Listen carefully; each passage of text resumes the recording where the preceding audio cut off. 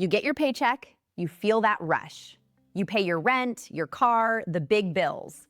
But then you blink, and suddenly you're staring at your bank account, wondering, where did it all go? It's the little things, right? The coffee runs, dinner with friends, the subscription you totally forgot about. They're like tiny, invisible leaks in your financial boat, leaving you feeling broke and confused by the end of the month. If this sounds even a little bit familiar, you're in the exact right place. I'm going to show you how a dead simple framework called the 50-30-20 rule can plug those leaks for good. This isn't about cutting out lattes or feeling guilty every time you spend $1. It's the opposite. It's about creating a system that gives you permission to spend while making sure your future self is taken care of. It's about telling your money where to go instead of constantly wondering where it went. So, if you are sick of that end-of-the-month panic, stick around. This is the key to unlocking real financial clarity. Before we can fix this, we have to understand why it feels like your bank account has a ghost in it. Why does your income feel more like a temporary visitor than a permanent resident? The reasons are sneakier than you think. First, let's talk about a huge mental drain: decision fatigue. You make hundreds of tiny decisions all day. What to wear, what to eat, which email to open first. Your brain is like a smartphone battery. It starts the day at 100%, but every choice drains it. By the time you face a money decision, should I order takeout? Should I buy this? Your battery is low. Your brain takes the easy way out: instant gratification. A budget isn't a prison. It's a tool that makes hundreds of these decisions for you, freeing up that mental energy. The second culprit is what I call the whatever's left trap. This is how most people try to save, and it's almost designed to fail. You tell yourself, I'll pay my bills, spend on what I need, and save whatever's left. Sounds reasonable, but life always happens. There's always one more sale, one more night out. When you treat savings like an afterthought, you're telling your brain it's the least important thing. So, of course, it's the first thing that gets cut. Whatever's left is almost always zero. This creates a cycle of guilt and frustration, making you feel like you can never get ahead. And finally, the most insidious one: the blurry line between wants and needs. Marketing is designed to convince you that your wants are needs. That daily gourmet coffee? It's a necessary ritual. That new phone? A vital tool. This is lifestyle creep. As soon as you get a little raise, your spending quietly expands to eat it all up. You upgrade your internet, your car, your subscriptions. Each choice feels small, but together they inflate the cost of your life without you even realizing it. You end up in the same spot, just with more expensive stuff and the same old anxiety. So we have our enemies: decision fatigue, the whatever's left trap, and the wants versus needs confusion. How do we fight back? The answer isn't a monster spreadsheet that makes you track every stick of gum.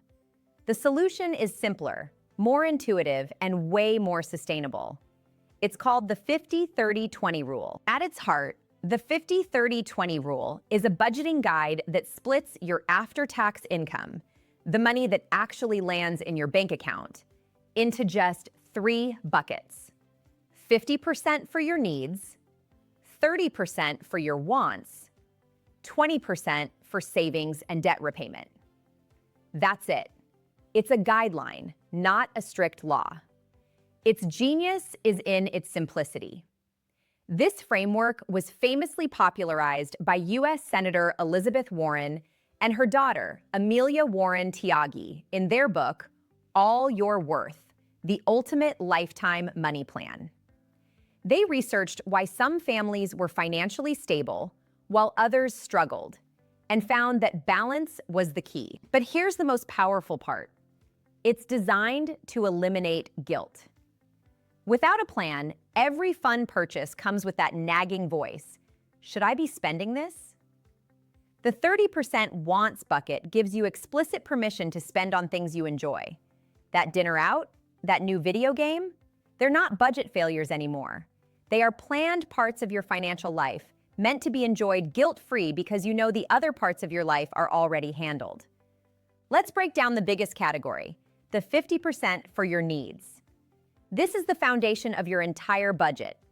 A need is an expense you absolutely must pay to live and work. Think of it this way. If you stopped paying for it, your life would get very difficult very fast. So what's a need? Let's be specific. Housing. This is your rent or mortgage payment plus property taxes and insurance. It's usually the biggest piece of the pie. Utilities. The basics that make your home livable. Electricity, water, heat, and a basic internet plan. A basic plan is a need. A super fast gaming package is a want. Transportation. What it costs you to get to work and run essential errands. This means your minimum car payment, insurance, gas, and basic maintenance. A reliable car is a need. A luxury SUV is a want disguised as a need. Groceries. This is food you buy to cook and eat at home. It is not restaurants, DoorDash, or your daily Starbucks. That's one of the biggest areas where people miscategorize. Minimum debt payments. This confuses a lot of people. The minimum required payment on your credit cards, student loans, or personal loans is a need. You are obligated to pay it. Anything you pay above the minimum is not a need. It's an aggressive savings move, and it belongs in the 20% category. Other essentials. Things like health insurance premiums and necessary childcare. The question to ask for everything in this bucket is, could I survive and keep my job without this? If the answer is no, it's a need.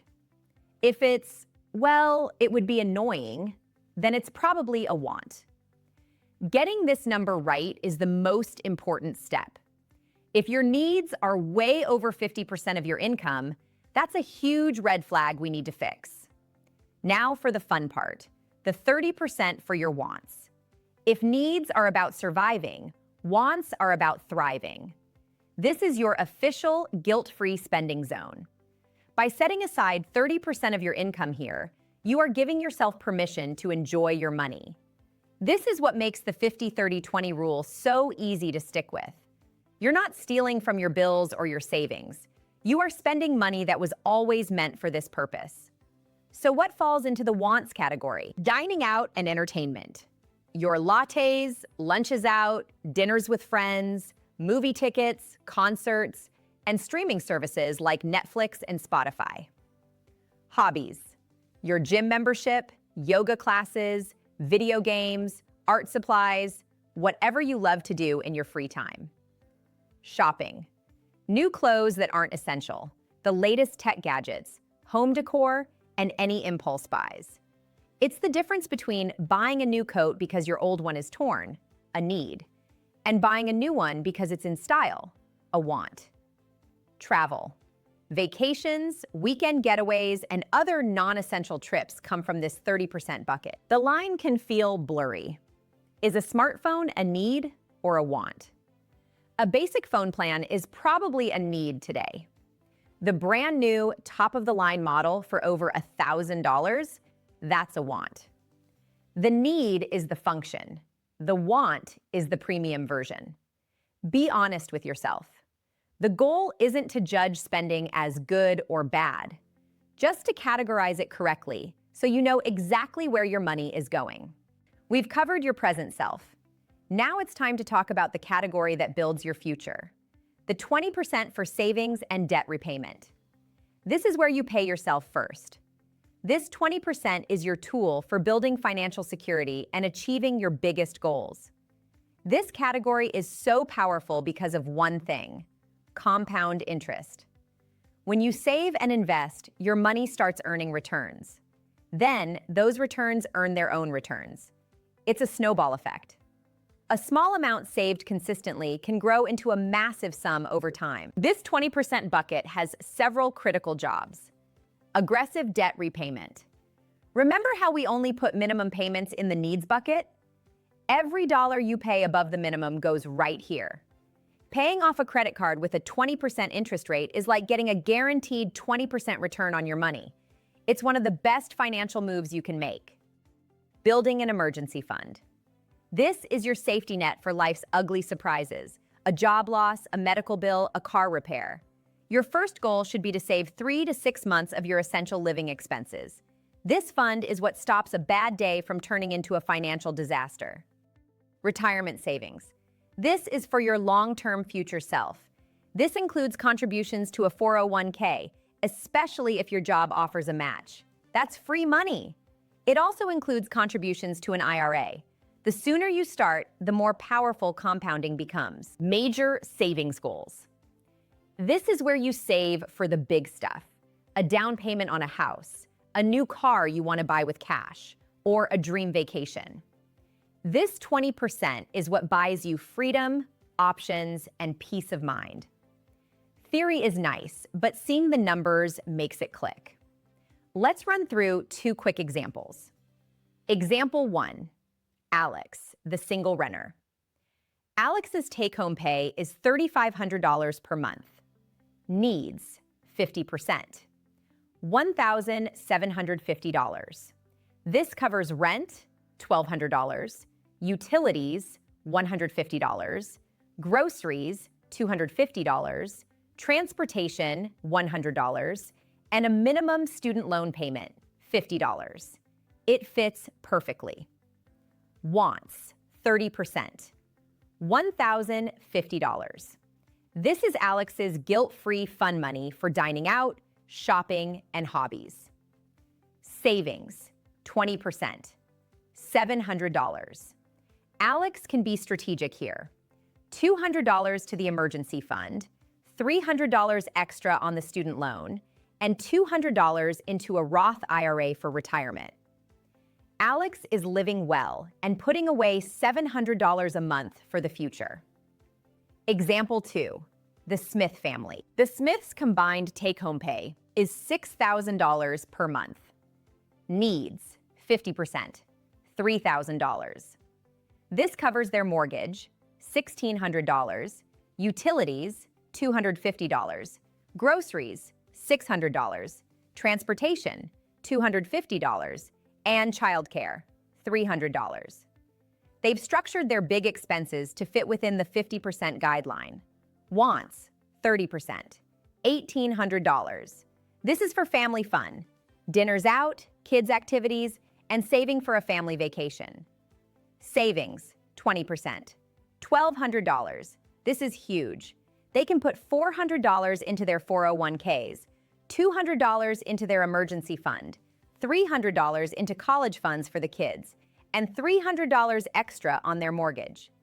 Your first step is to do this exact exercise. Calculate your after-tax income, apply the percentages, and track your spending for 1 month. It will be the most revealing thing you ever do for your finances. I know what you're thinking. Lexa, this is great, but my life isn't that neat. You're right. The 50-30-20 rule is a starting point, not a prison. Let's tackle the biggest problems. Problem 1. My needs are way more than 50%. This is the most common issue, especially if you live in an expensive city. Don't panic. This is just a signal. Solution: audit your needs. Go back to that list and be ruthless. Is that premium cable package truly a need? Do you need the unlimited data plan, or could a cheaper one work? Every dollar you trim here is a victory. Solution B: tackle the big 3. The biggest expenses are usually housing, transportation, and food. Changes here are hard, but have the biggest impact. Could you get a roommate? Sell an expensive car for a cheaper, reliable one? Commit to meal prepping lunches? Solution C: adjust the ratios, for now. If you've cut everything and your needs are still at 65%, then your budget is 65-15-20 for a while. A conscious 65-15-20 plan is infinitely better than a 65-35-0 plan where you just feel broke and save nothing. Problem 2. I have a variable income. For freelancers and gig workers, this is a huge challenge. The solution: budget on your baseline. Look at your last 12 months and find your lowest earning month. Build your 50-30-20 budget based on that number. In months you earn more, the entire surplus goes straight to the 20% savings and debt category. This smooths out the highs and lows. Problem 3. I'm drowning in high-interest debt. If you have a mountain of credit card debt, 20% might not feel like enough. The solution: declare war on debt. It is perfectly fine to temporarily shift to a 50-10-40 budget. You slash your wants to the bone for 6 to 12 months and aim a fire hose of cash at your highest interest debt. This is a short-term sprint that can save you thousands in interest. Once the debt is gone, you can go back to a balanced 50-30-20 split and enjoy your freed-up income. 50% needs, 30% wants, 20% savings. It's a simple starting point to see where your money goes. Pay yourself first. The 20% for savings is not an afterthought. It's the first and most important bill you pay. Wants are not weakness. The 30% bucket gives you permission to spend money on fun, completely guilt-free. It's part of the plan. Be brutally honest. The line between a need and a want can be blurry. Your honesty here is what makes the whole system work. Progress, not perfection. If your numbers don't match at first, don't quit. Adjust the ratios and use it as a map to guide your financial decisions. Quiz time! Let's see what you've learned. Answer these 3 quick questions. Your monthly minimum student loan payment belongs in which category? Needs, wants, or savings? Answer: needs. It's a required payment. Your Netflix subscription belongs in which category? Needs, wants, or savings? Answer: wants. It's entertainment, not essential for survival. Paying more than the minimum on your credit card bill belongs in which category? Needs, wants, or savings? Answer: savings. It's an aggressive move to pay down debt, which is a financial goal. Your action plan is simple. Track your spending for 1 month. That's it.